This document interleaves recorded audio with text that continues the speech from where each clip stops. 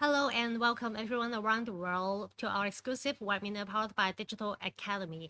The topic today is e-commerce magic for toys retailer, safety, standard, and successful fulfillment.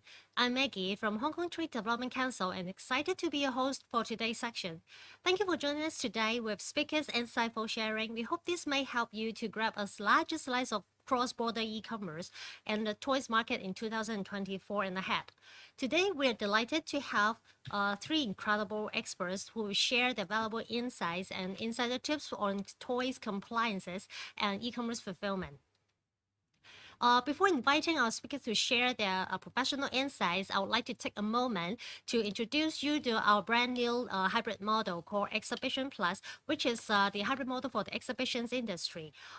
This brand new exhibitions hybrid model has been designed to provide the best of both digital and physical events experience to participants across the globe.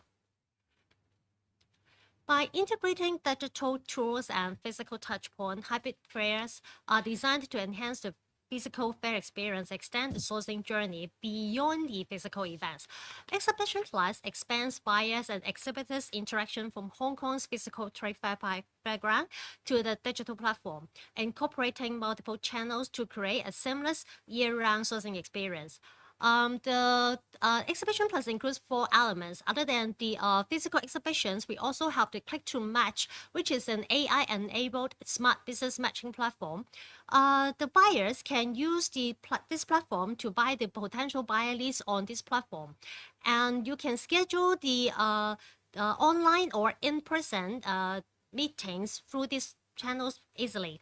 So starting from September last year, we are excited to launch a new feature called Scan to Match. This innovative feature enables an offline to online connection, allowing buyers to scan the dedicated QR codes of the exhibitors using the HKTDC Marketplace app at the physical events. So by scanning this QR code, buyers can bookmark their favorite exhibitors, browse product information online, or continue the conversation even after the fair. So maintain this sourcing momentum even after the fair.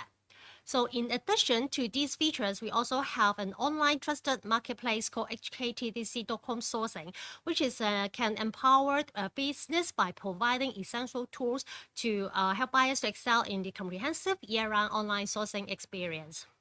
Hong Kong Trade Development Council is a leading event organizer in Asia. We hosted over 30 international exhibitions each year. So based on the figures in 2019, we have five of them are the world's largest, and the 10 of them were Asia's largest.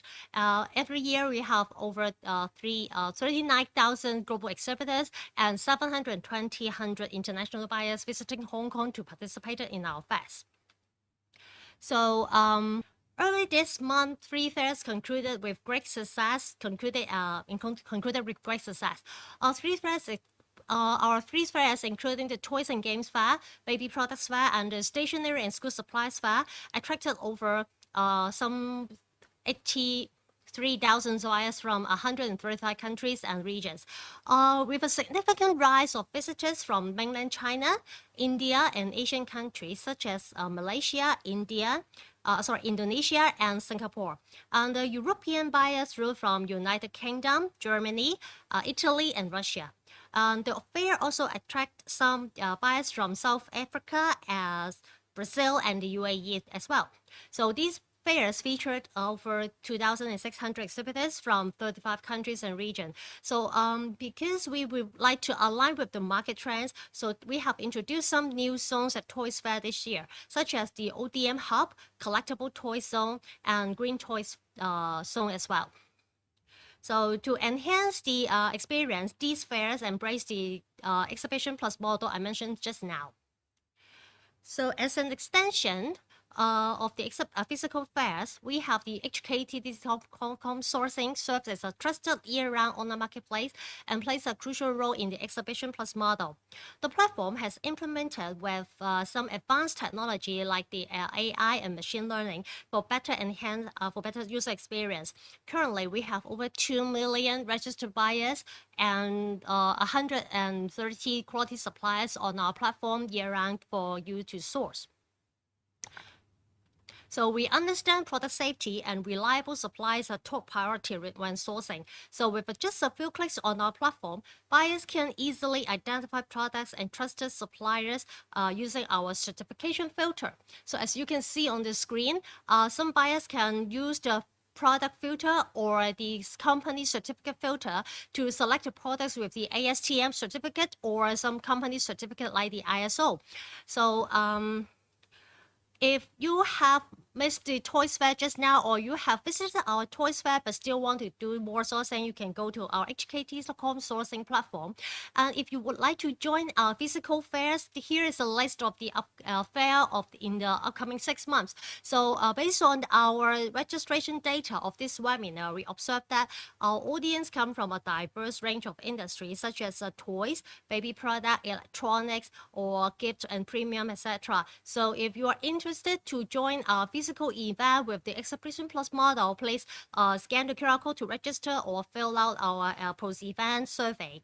We hope we'll take the advantage of this exceptional opportunity to explore and expand your business connections. So please keep in mind that we have 50 offices worldwide. If you need any assistance from us, rest assured that there is a global office nearby you. So before introducing our speaker, I would like to quickly remind you that we have a Q&A section after the presentation.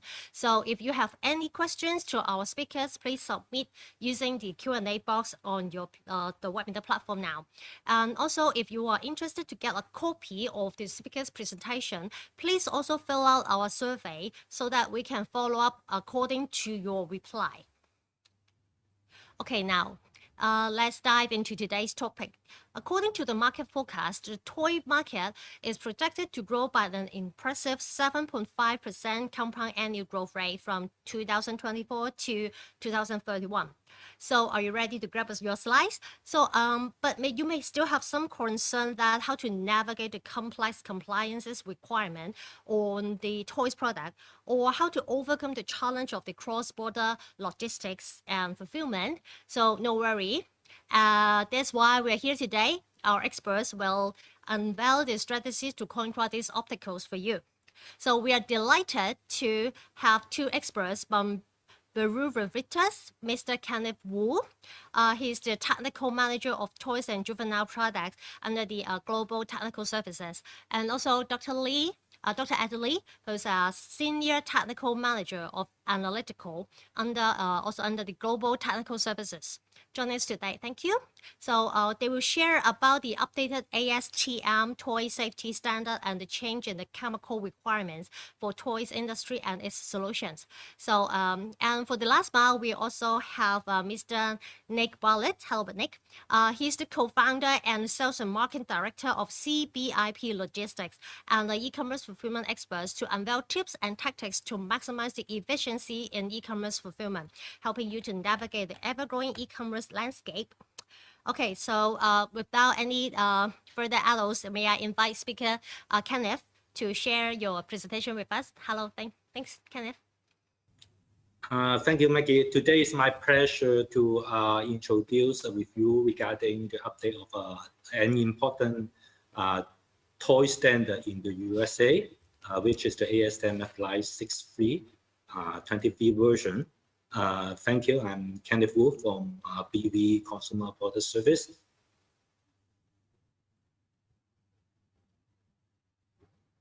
First of all, I would like to share with you some background about this standard. This revision is published in October last year. The ASTM published this new revision in October last year, and when it published, it is not mandatory yet. It will need to have the CPSC review to see whether this new revision can improve the safety of the standard. CPSC has a 90-day to object if any change that it's not enhancing the toy safety. And if there's no objection from CPSC, this new revision will become mandatory 118 days later. And we know that in this month, CPSC has worked positive for this new revision. So this new revision will become mandatory in April 20 this year. Then I would like to give you some change highlight. Actually, this is not a big change. It's just some technical change on sound producing toys, battery accessibility, expanding materials, projectile toys. It also have additional changes where mixed to align the ASTM requirements to existing federal and CBIP requirements related to fairly exemption for toy substrate material and the labeling requirement for checking label on toys. Let's go through one by one briefly.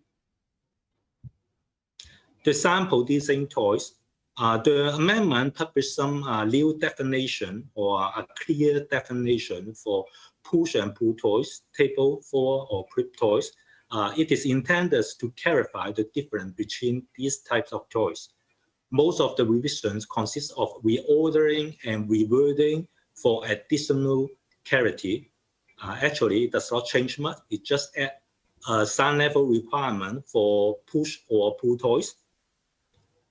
And I also a comparison table on the slide to compare the old requirement and new requirement. As you can see that the sound level limit in most of the case, they do not change. So this new revision on sound pressure producing toy should not have big impact. The next is the battery accessibility.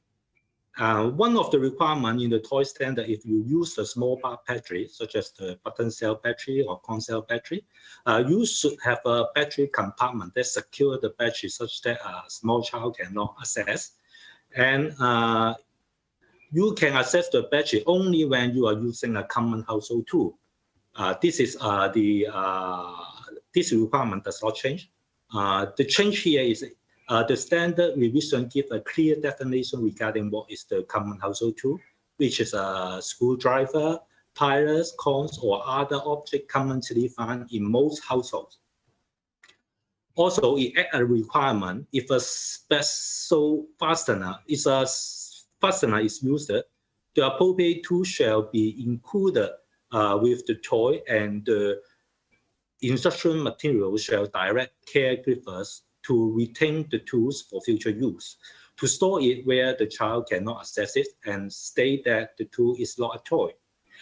It adds a requirement that if a fastener is used to secure the battery compartment, it shall remain attached to the toy or battery compartment cover before and after abuse testing. This is a new requirement that you have to pay attention to.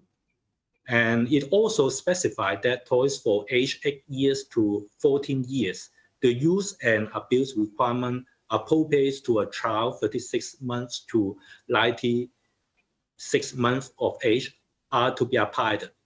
Before, there's no very clear requirement whether the toys for this age group have to conduct the abuse testing, but now it is clearly stated that it is required, and the test parameter should refer to other age group. The expanding material. Expanding material in toy and removable components of toys which are small part in as-received condition shall completely pass through the expanding toy test template.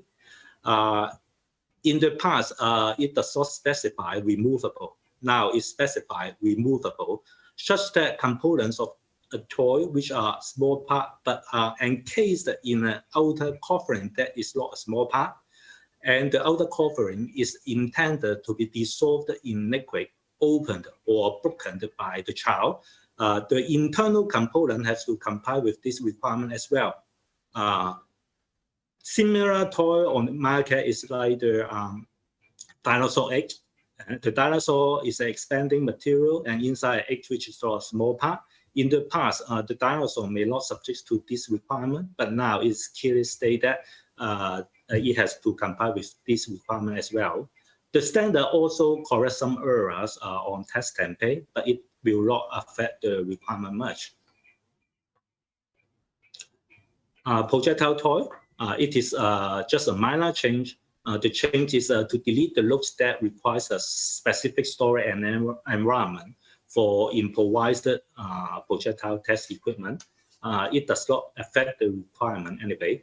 And it just clarifies some points in bow and arrow testing, and it will not affect the requirement much as well. The next is the tracking label. Actually, it is not a new requirement.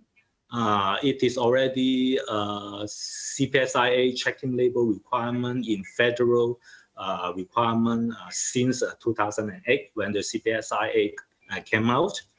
And it just added to the ASTM Fly63 intended to remind the manufacturer to comply with this labeling requirement as well. In the standard, it added two notes. One note is while CPSIA refers to a tracking label, an actual label is not required. Other means of marking that are permanent for the expected life of the product are acceptable. The second is the CPSC has issued a guidance stating that country of origin is not by itself sufficient to comply with the pace of manufacturer requirement. At least the city or state must be present in additional to the country. This tool is not new. It is always our understanding to the CPSIA tracking label requirement. The last is analytical. The change were made to align the ASTM requirements to existing federal and CPSC requirements related to fair lay and exemption for toy substrate materials. Actually, again, it is not new. It is already our understanding and already the federal requirement for toys for the US. That is all my part regarding the ASTM Fly63 update. Actually, it is not a very big revision. It should not give a very big impact to the toy industry. If you have a toy that using small bar battery, you may want to review whether your battery compartment can fulfill with the new requirement. Thank you. So I will pass to Maggie for the next part. Thank you. So thanks, Kenneth. I learned some about the toys industry. I didn't know the requirement before, so this is totally new for me. So thanks a lot, Kenneth. So now let's introduce Eddie. So may I pass the floor to you, Eddie, please? So this is Eddie from the BV CPS, also from the Global Technical Service. Okay, today is my pleasure to share this PowerPoint with you. The title is talking about the challenge of chemical requirements for toy industry and the search for quest for the solutions. Okay, so being a chemist, I get my PhD degree in the last century and start the testing industry start from the year of the 2000. Up to now moment, my career for the testing around 24 years, about 1/4 of the century. So I will share how the trend of chemical requirement in both the major market, like the US and EU, is changing for the toy industry. So let's share for this. Yeah. So I think that everybody will heard about the term sustainability. Okay. This is a quite important concept nowadays. Every brand retailer will talk about this sustainability. Okay, imagine that you make a toy, you have to do the get the raw materials and do the productions. Okay, and then the final product will go to the consumer. Throughout this process, you won't consider that your raw material during the production or the finished product will having the hazardous recycled substance. Otherwise, it will impact the environment. This is the basic concept of the sustainability, meaning that should be restricted substance free of these kinds of the hazardous chemicals. Okay, in order to do so, that will impact the change of the requirements. Okay, this slide will show you some interesting timeline.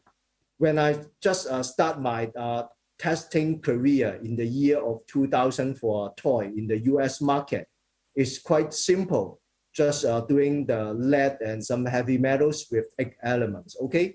But during the time slot around the year of the 2007, because in the US side, there's a high portions of the recall product happening, so that US in the 2009 established so-called the CPSIA, Consumer Product Safety Improvement Act, to introduce more requirement, lower the level of requirement of lead, having the phthalate, and also making the ASTM F96V, the heavy metals, is a mandate requirement, okay? So after that, the US state also start its engine into the law requirement, adding some US state law requirement, like the Washington, Maine, Vermont, Oregon, having the so-called chemical of concerns reporting law. Talking about nowadays is 85 chemicals, okay? You can imagine from the year of 2000, it's quite simple, migrate to CPSIA, and then the driving engine will never stop, adding more state law requirement. Nowadays, the state law requirements, the hot topic can be the flame retardants, and nowadays the hot topic is PFAS. The chemical adding to your product, even for toy and juvenile, can having the function to make your clothes or leather, which is stain and water repellent. It's all the concern of the hazardous chemicals. So you can figure out that the change of the chemical requirement from simple to complex in the US side. Similarly, EU is also doing the same thing. In the year of the 2000, for the toy going to EU market, is quite relaxed. Just the 8 elements of the EN71 Part 3, okay? But according to the time slot, in the year of 2005, adding the phthalates, 2006, adding the ROS, and then 2007, having the REACH framework also impact to the toy industry. And also one major impact is the Toy Safety Directive in the 2009. Talking about will impact the EN71 Part 3 from the 8 element to 19. And also talking about CMR chemicals, meaning carcinogen, mutagen, reproductive toxic chemicals. And also adding some concern chemical into the so-called Appendix C chemicals, okay? And also the REACH N17 will frequently adding some restricted substance, which is tied out to the consumer product, including toy. So nowadays, okay, if you ask whether a toy going to EU, apart from EN71 Part 3, many requirements, phthalates, Appendix C chemicals like the bisphenol A, formamide, formaldehyde, aniline, blah, blah, blah, etc. Meaning everything makes it more complex during these 20 years. I observed the change, okay? Meaning that our third-party lab is also having the impact, because in the past, it's quite simple testing. Nowadays, you have many chemical test parameter, okay? You may ask yourself, being a QA personnel in the retailer or toy brand, how healthy is your product? Whether your product is compliant or not. Let's see the US, for example. For US, the fragile requirement is quite simple. Apart from the total lead, you have the phthalates and ASTM F96V. You may figure out that, oh, Eddie, so it's quite easy to comply, but the actual scenario is not. When you go to the US, you get the recall website, so-called the CBIP recall, you will easily find some toys item.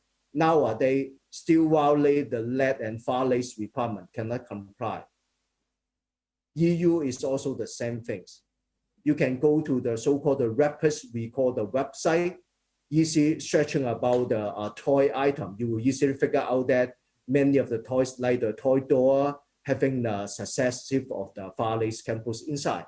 So you may quite worry about how to do the smart way in order to tackle nowadays the complex chemical requirements, okay?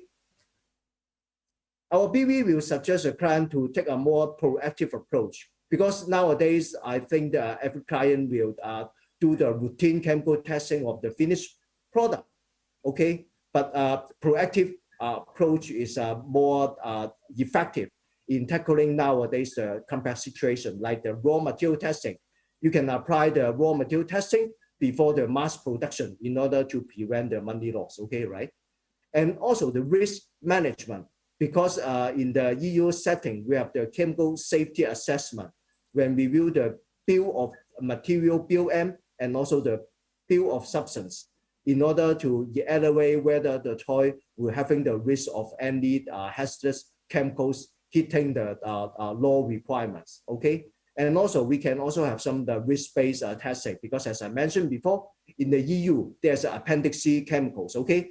But we know that many of these chemicals is tied out to the which kind of material, like the bisphenol A, we will apply the high risk for the polycarbonate, polysulfone, polyvinyl chloride, and epoxy resin in order to do the risk-based approach in order, meaning that have a fixed budget, but emphasize the maximum output for the testing. And also we can have technical consultations, because nowadays many new toy regulation for the chemical requirement being published in both the EU and US. In US, driving engine is the different state law. In the EU, maybe in upcoming more chemical restrictions. Our BV can provide our client the technical consultation to review the impact and suggest a solution to the clients, okay? And also we can also provide the training to the client, because many times the recall may be the not aware of your supply chain, maybe your manufacturer, your factory do not aware these kinds of the new requirement. Our BV can also provide training to the supply chain in order to ensure that your product can go to compliance levels. This slide also tell you some hints. I think the QA personnel in the toy brand or retailer required to do these things in order to tie out this new nowadays complex chemical requirement, plan, do, check, act. Nowadays, many different chemicals requirements being published in both EU and US, meaning that the QA personnel required to routine monitor the chemical requirement to analyze whether will impact to their product, okay? For the do sides, they can review their BOM and BOS in order to manage any potential risk. And then the QA personnel required to check. How to check? Apply the chemical test even for a finished item or raw material to ensure compliance. Okay? In case if the failure, I think the QA personnel required to do the root cause analysis and then take out why this failure. And then we suggest to switch to alternative low-risk material. Our BV can do the technical consultation and test again. I think this cycle will never end, because always there's a new chemical requirements being published, which is mandate. QA personnel required to do this plan, do, check, act always in order to make sure the product is compliant. This slide is also showing that how our BV will do these kinds of the service for the product and raw material testing. We can also tie out the risk management, technical consultation, and also the training. The most important thing, as I mentioned before, nowadays the chemical requirements is quite complex. In the EU, you get the SWC more than 200 chemicals, and also the US state law talking about the PFAS is talking about not having an exhausted list of the chemical requirements. So nowadays, third-party lab like our BV required to have the most advanced instrumentation like the GCMSMS, LCMSMS. For the heavy metals, we have to rely on the ICP-MS in order to tackle the hazardous chemical analysis, okay? So I hope that my sharing will show you the challenge nowadays for the chemical requirement. If you have any questions, welcome to approach our BV. We can offer the a solution to our clients. Thanks very much today. Yeah. Thank you, Eddie. We will have the Q&A section afterwards. So let me introduce Nick to talk about the logistics parts of the e-commerce world. Thank you, Nick. All right. First of all, thank you very much, everyone, for joining the webinar. And thank you to the two previous speakers. Definitely, we live in quite different worlds, the worlds of chemicals versus the world of logistics. So I'm pleased that over the next sort of 15, 20 minutes, I will be presenting a little bit more around direct-to-consumer logistics and giving you a unique insight into this evolving world and how your parcel or your product makes it home into the hands of your customers.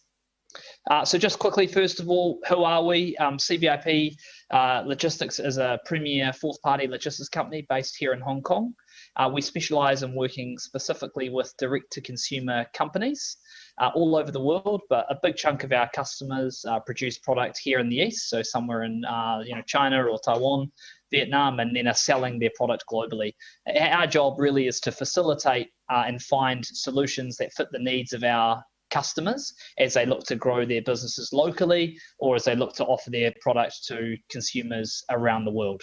Our whole business model and our whole ethos is that we are much more of a service partner than a service provider. So we try and not focus too much on kind of transactional based logistics or the commoditized side of logistics, but very much more in more of the value add based logistics that we can create through our operating model.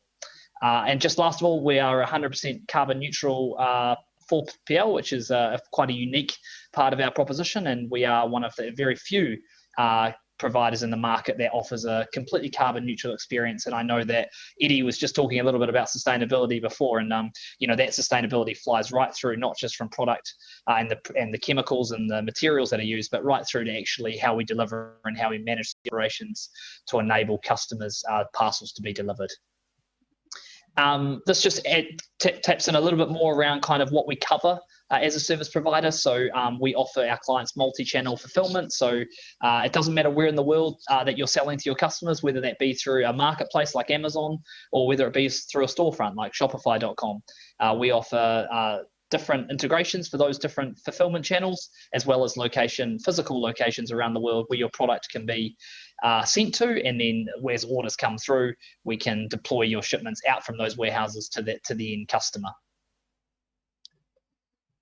So first and foremost, I just kind of want to start this presentation with just kind of what is direct-to-consumer logistics. I think a lot of people think that the word logistics is just all-encompassing. It includes what our perceptions of logistics are, which are air and ocean freight as the primary kind of definition of what logistics might be in big warehouses. But direct-to-consumer logistics operates in its own world, really, inside the infrastructure and the ecosystem of the bigger logistics world. So in terms of what and how we define direct-to-consumer logistics, it's broken down into this kind of basic workflow where we pick up product from our customer's manufacturing point.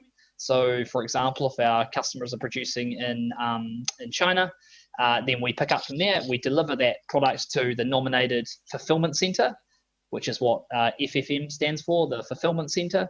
We unload all of that product into the warehouse and we put that product away to make sure that we've scanned and reconciled it. We store the goods either at an ambient or a temperature controlled facility. And then we receive your orders at an order level.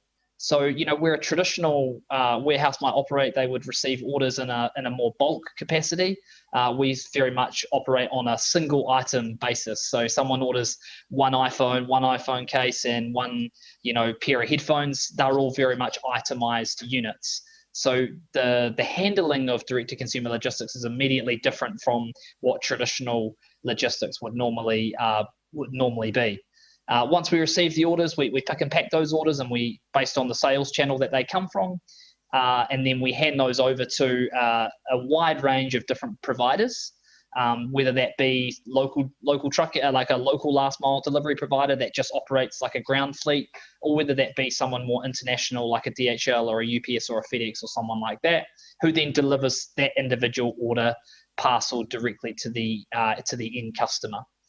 In addition to that, we do have quite a few customers that operate in the context of direct-to-consumer, but also sell their product in a more traditional B2B avenue, which would be through traditional retailers such as like Walmart, or distributors or wholesalers as well. So the warehouse and the operations can kind of take care of both of those potential sales scenarios. E-commerce logistics is made up of lots of different operational aspects. I won't go through all of these because you'll have access to these slides later, but this is just to give you a bit of a feel for kind of what are the things that are done inside e-commerce logistics. What are the things that you're paying your service provider to actually do? So everything from order fulfillment to what we call value-added services like kitting and bundling, expire management of products, right through to customized packaging, or whether it be the warehouse management, offering many different shipping options, return handling, the ability to integrate into many different storefronts, cross-border logistics, potentially shipping from one central location right out to the world, or potentially even doing fulfillment on behalf of other marketplaces or sales channels like Amazon, where it's called FBM, where it would be fulfillment done by the merchant. So as you can see, it covers many different operating aspects, but these are the sorts of kind of, I guess, performance metrics that are different as well from in the world of direct-to-consumer logistics. And this relates really around how end customers' experience is intrinsically linked to the logistics providers that brands decide to work with. So I'm sure all of you have all had experience with buying something online, and you've probably had some varied experience from getting the parcel the next day or the same day or potentially even 2 weeks later. So a big chunk of what we do in the world of direct-to-consumer is focused very much around turnaround times, providing real-time data so customers can see where their orders are at, the ability to offer same or next day fulfillment, so when an order comes in, it's going out quickly, the ability to ask a question like, where's my parcel, or how, can I change my order, can I change my address, making sure that all stock at the warehouse is consistently accurate versus what's being reflected on the online store, because we don't want the online store to show that the customer has, that the brand has a certain amount of product available, but then turns out that when they buy it at the warehouse, there's no stock for that product. And then the last thing is around making sure that we pick and pack the right items to the right customers. So we don't want to send the customer the wrong item that they purchased, which can often end up in dissatisfaction and customers not necessarily choosing to repeat their purchase with us. Returns is probably a whole nother subject on its own when it comes to what is direct-to-consumer logistics, but the ability for brands to offer a return experience. So, hey, I don't like my item, I would like to return it back to the brand. CBIP specializes in working with brands to build return programs so their customers can experience, I want to buy it, but I also, if I don't like it, can I give it back? So this is the workflow that generally is done when it comes to returns. Technology is obviously one of the more prominent parts of direct-to-consumer logistics because the entire transaction happens online.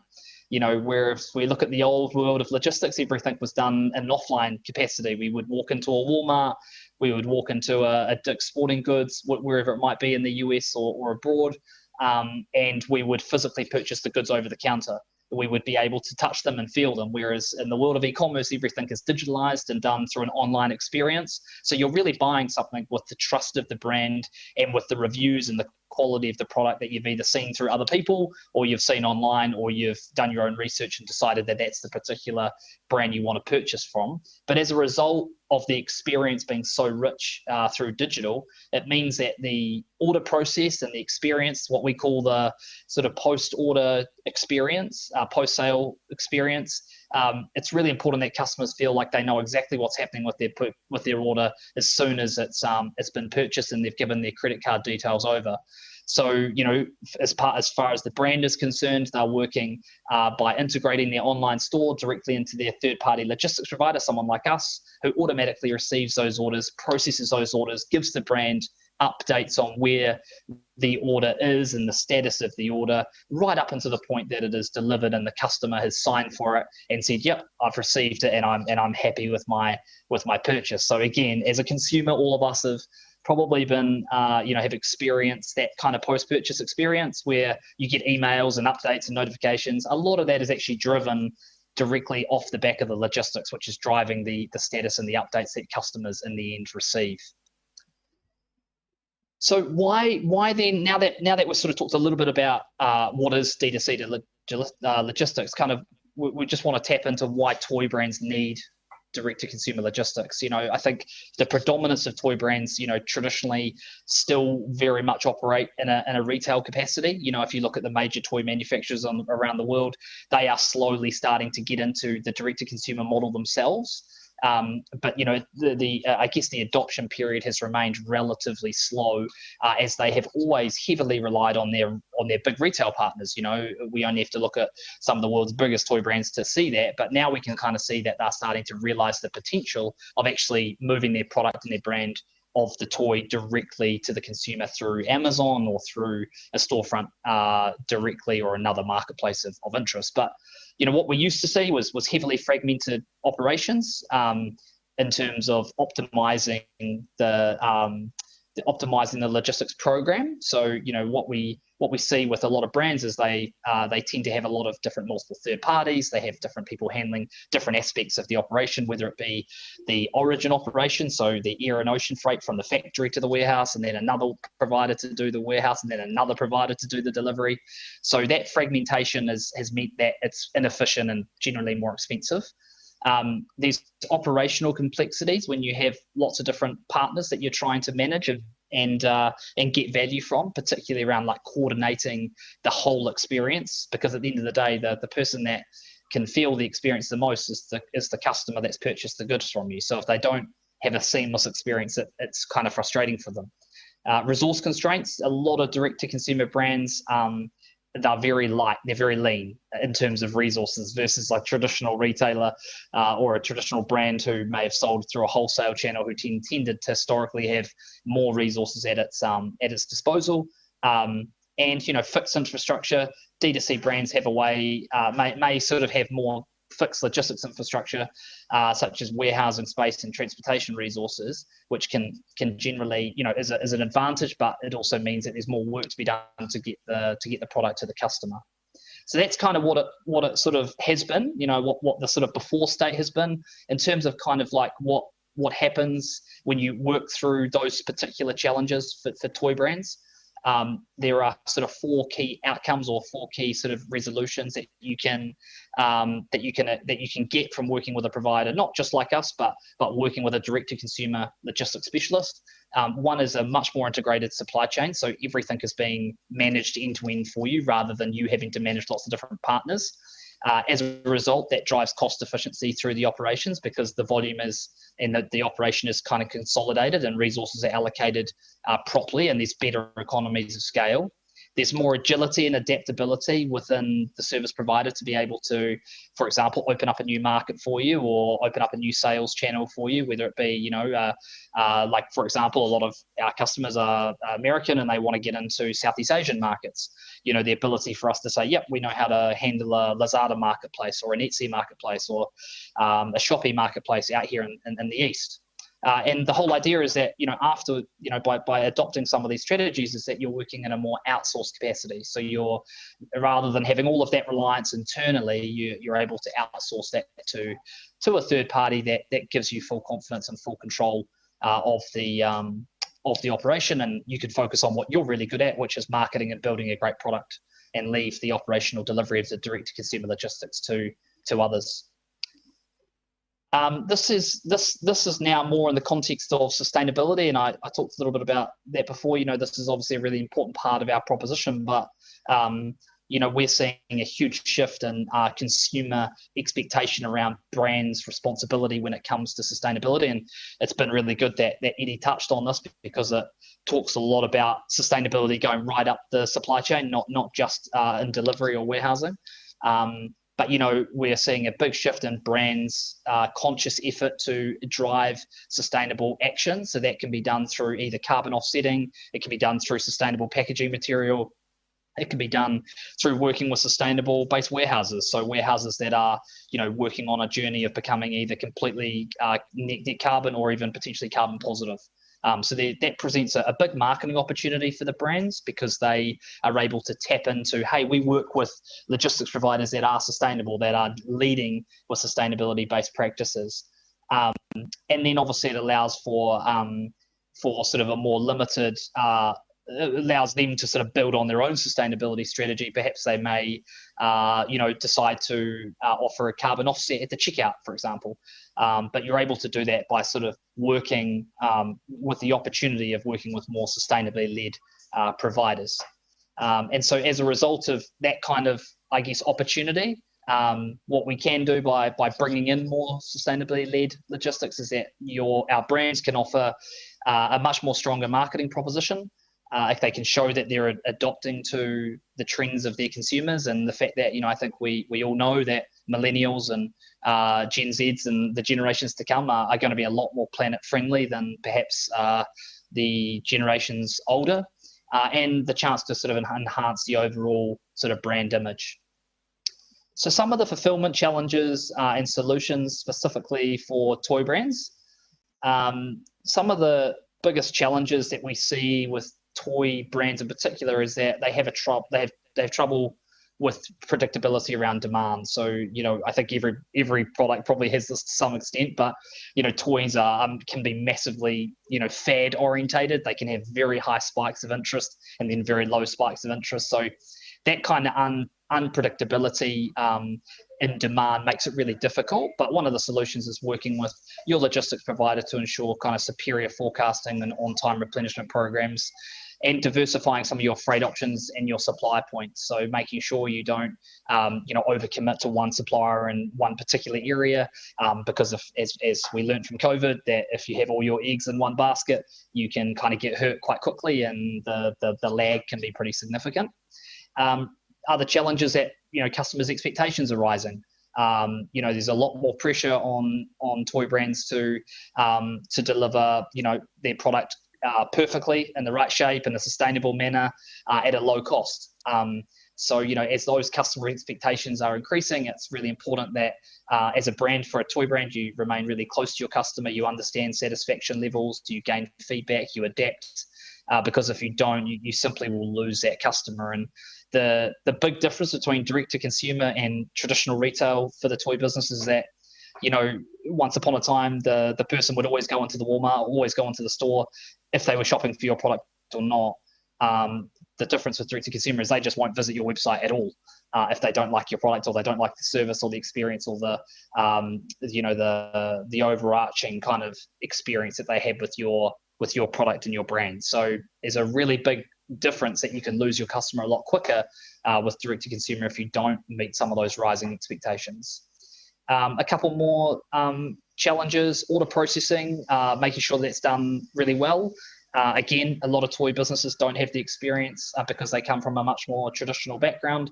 So making sure that they get educated and they understand kind of the importance of accuracy and quick processing, getting orders out the door. But that's part of working with robust technology products and working with, robust and very, reliable and reputable logistics providers with strong technology integrations as well. Reducing shipping costs without sacrificing quality. Everyone wants it now, but at what cost? I think you need to understand your customer profile. Where are your customers? What's their desired experience? What are they willing to accept for a certain price point? What are they not willing to expect? Give them options. The more options you give your customer when it comes to delivery, the more likelihood you will convert them, and two, they will repeat purchase with you, because you're showing them that you understand that, hey, some customers want express, somebody is quite happy to wait, for a postal service. And then the last one here is just around handling returns and exchanges efficiently. A huge part of direct-to-consumer success is the ability for customers to return their product. As I mentioned earlier, if you don't give that flexibility and you make that hard for customers, again, it ruins the experience. It gives customers a sense of devalue, that they paid money for your product and they can't get a refund. Not all products are eligible for returns. Of course, certain garments, apparel, lifestyle products, technology products can be hard to manage a return for, given the value or the nature of the product, but certainly you need to be in tune with your customer profile and the nature of your own product. I think for toy businesses in particular, there is a opportunity to offer quite a quality-based return program, but you have to weigh that up against cost of product, cost of replacement, cost of the logistics and the return itself. So it's all sort of case by case, but certainly customers' expectations are rising when it comes to what they want to see around returns. Just to wrap up, I know that I don't have much time, so direct to some of the industry trends for 2024.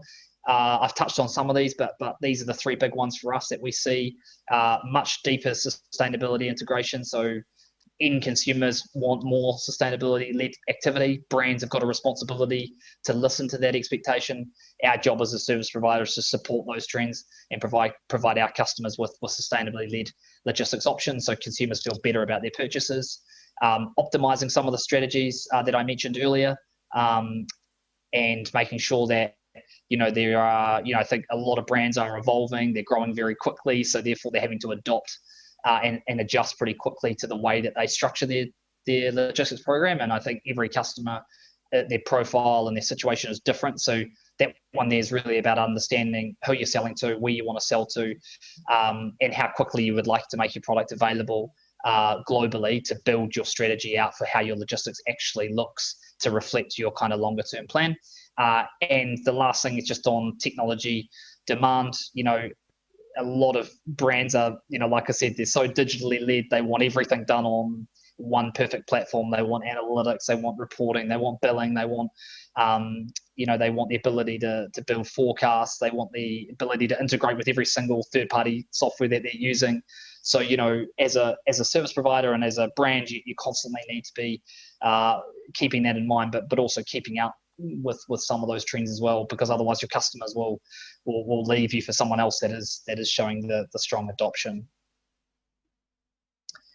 Just the last quote here: it's time for D2C brands like yours, whether you're already an existing brand or not, to find a reliable logistics partner that aligns with your future vision, enhance strategies, prioritize sustainability, and staying up on top of the technology trends. You can ensure growth and success in today's dynamic marketplace. So that's kind of my personal opinion of kind of how this year looks for D2C brands. And if they can do those three things, then I think they've got a good chance of succeeding in this calendar year.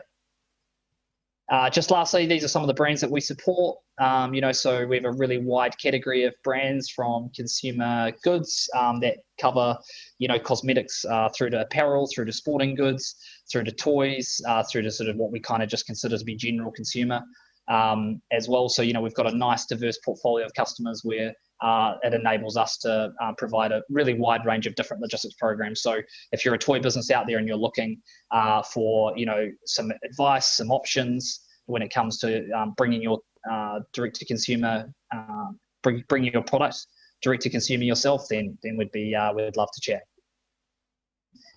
Thanks a lot. And if you'd like to learn more, you can get in touch. But I know that Maggie and the team will also share more with you as well. Okay, thank you, Nick, and also thanks Kenneth and Addis for the insightful sharing. So here we come to our Q&A section. So if you have any questions for our speaker, please leave your questions at the Q&A box, and we'll try to answer as many as we can. And actually, we have already received some questions during speaker's presentation time. So let's begin. Ask the question. First question: may need to invite BV's representative. So the question is from an India attendees. It says, based on your experience in toys and games product testing, what are the most popular types of toy product in the market currently or in the next few years? So Kenneth, maybe you have to unmute or cannot hear your voice. Yes, sorry. I would say that smart toy is the trend, and also buy box collectible toys will stay popular. Oh, collectible toys that align with our new product shown in the Toys and Games Fair. Mm-hmm. Okay, let's see. Next question, maybe still need the BV's answers. What changes in the standards are impacting electric toys in terms of the physical and chemical testing?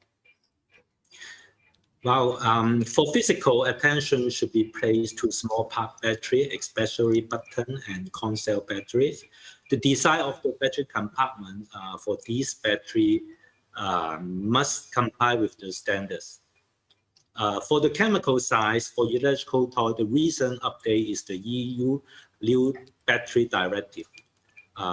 It added the lag requirement, which is 100 ppm level of portable battery, apart from the current cadmium and mercury requirement. Okay, thanks. Okay, this question is from a Hong Kong friends. Maybe next help. What potential risk or challenges should business consider when it comes to toy fulfillment on e-commerce platform? I think there's, I've sort of looked at this question. I thought probably there's three key risks that you need to be aware of. First is not having a full understanding of the cost structure of the various e-commerce platforms and what impact that has on your product P&L, because we see a lot of brands that get into various platforms and they don't necessarily have a full understanding of just how much cost is incurred or effort is incurred. So that's one big risk. The second one is it's densely competitive. So you sort of must know where and why you're there. What sort of differentiation can you create? And if you don't know that, then you should just wait until you do. And another risk is that you don't have the in-house knowledge and expertise to handle the platform. So you kind of need to think about, what resource do you need to bring in to actually help you manage the various e-commerce platform. And from a challenge perspective, I would say, the e-commerce platforms are all really different.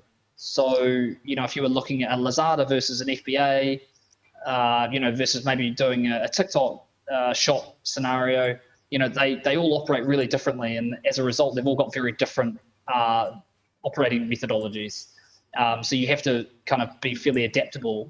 Second one is that challenges gaining your rankings can be expensive. So getting well ranked on Amazon or getting well ranked on Etsy or Shopee or Lazada or something like that as a platform example, can take a long time and it can be expensive if you don't have a unique and raw product that people are searching for.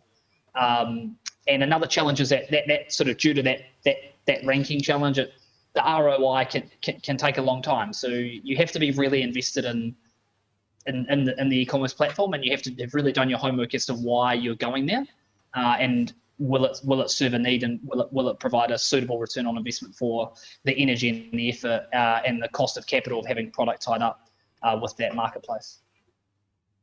Okay. So the next one, you have mentioned quite a lot of online e-commerce platforms. So is product packaging important for retailers, especially those running platforms like the Amazon or some platform you've just mentioned? Yeah, it's very important for three reasons. One, operational efficiency.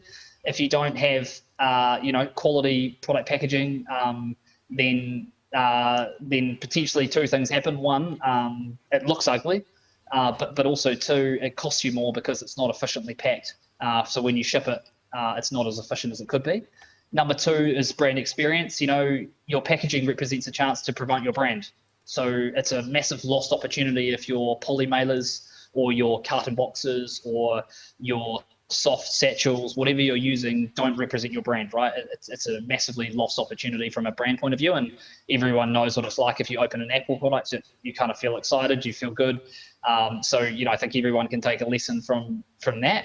And then last one is sustainability, best practices and alignment with your consumer values based on, if your consumers are telling you we want sustainable products, that also means packaging too. And making sure that your product is, sustainably packed and efficiently ready. So when they receive it, they don't feel bad about, purchasing a whole bunch of plastic, for example. Thanks. Okay, next one, go back to the product compliances. So regarding updated product compliances in both the US and the EU market, are there any specific e-commerce regulations, especially on platforms like or Amazon or TikTok? In general, toy sold online must comply with the toy regulation of the target countries. There's no difference to toy sold in the department store. We can see some governments such as the EU are strengthening their laws to govern the e-commerce to ensure the toys sold there are safe. We can see more and more authority is governing the toy show online, especially in a country like UK. They cause a lot of non-compliant toy on the Amazon market. So there's no difference. You need to comply with the toy regulation of the target countries. So it depends on the country. Okay. Yeah. So if I'm running an e-commerce business, international e-commerce business, so what are the advantage and consideration of having a local warehouse for product fulfillment in order to ensure low cost and optimize operations? Maybe Nick, can you help? Any insight? Sure. So advantages for having a domestic or local warehouse relate to speed and brand experience. So, if you have a local warehouse, you can be fast and you can provide a quality experience that reflects your brand. Another advantage is that it can be some good cost benefits when you compare like local distribution versus say like international distribution. So shipping from China to the US might cost you $20, but shipping from US to US might cost you $10, for example. So there can be some intrinsic cost benefit. And your ability to execute more on the customer inquiries, returns, all of those sorts of parts of the operation are a lot more effectively done when it's done domestically. So that'd be kind of three key advantages.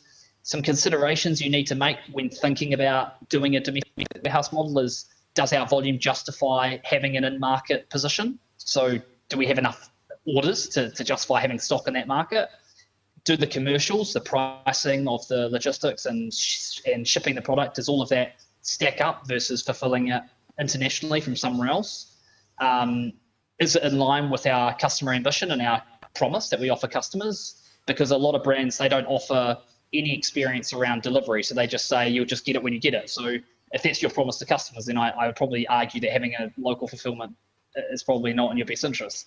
And ensuring robust understanding of the data flow is a really important consideration, because if you don't know how your data is going to flow from your storefront into these various different local domestic warehouses, then that will cause a lot of operational headache for you. So you must have a very good understanding of the digital consideration and the data flow for setting up a local warehouse. So I'm not sure if we have some attendees from the cosmetic industry. So I have here is some new question from Jamaica attendees with regard to the FDA regulations in MOCRA. MOCRA is MOCRA. So have the necessary compliances measured been implemented, or are they currently being implemented? Maybe this BV Eddie. Yeah, MOCRA is a US FDA Modernization Cosmetic Regulation Act in order to strengthen the safety of their cosmetic with several new elements like adverse event reporting, cosmetic GMP process, facility registration, cosmetic product listing, safety substantiations, new labeling requirement, record access, and the FDA mandate recall authority. Okay, in principle, the effective date has the initial mention for this law is talking about really last year, the 29th December of 2023. However, kind of required to note that US FDA already published the announcement with extension the compliance date to about this year, meaning the lengthen the enforcement date to the July 2024. Okay, and our BV already established several our BV bulletins. If client is more interested, can go to our BV website, go to the corresponding bulletin, and there's an easy link with the FDA website. They can get the details. Yeah. So maybe we can organize another webinar in July. Talking about the MOCRA then. Yeah. Okay, maybe still a lot of questions are coming in, but maybe it's almost time for our webinar. So maybe we can have the last questions about how can we determine whether to use air flight or shipment for fulfillment, Nick? That's a big question, but very probably in the most simple way I can advise is to decide whether or not you should use air or sea is, you should think about the product cost. If the product is very low cost, then shipping by air doesn't really make sense because it's very expensive. Another consideration is speed. Do you need the product there quickly, or can it wait a little bit? Like if it could wait, then that would influence whether or not you would ship it air or sea. And another one would be, around sort of production capacity and the working cost of capital.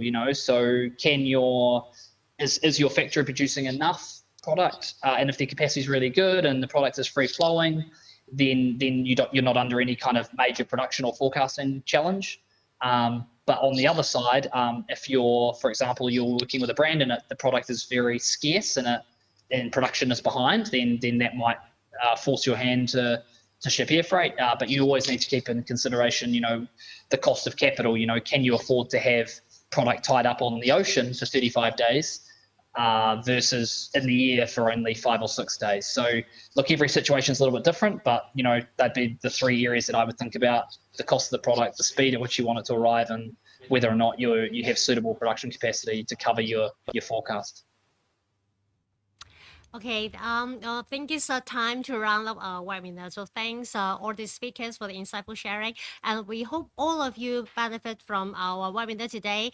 And if you would like to get a copy of our speakers deck and the contact information, or register for our HKTDC upcoming trade fair, so don't forget to fill out our post-event survey. And last but not least, please follow us on the social media channel so you can get the most updated information about our upcoming events and some sourcing tips. So thank you for joining us today, and we sincerely hope you see you in Hong Kong, and we appreciate your participation and wish you great success in your business. So take care and goodbye. Bye-bye. Bye. Thank you. Bye-bye. Thank you.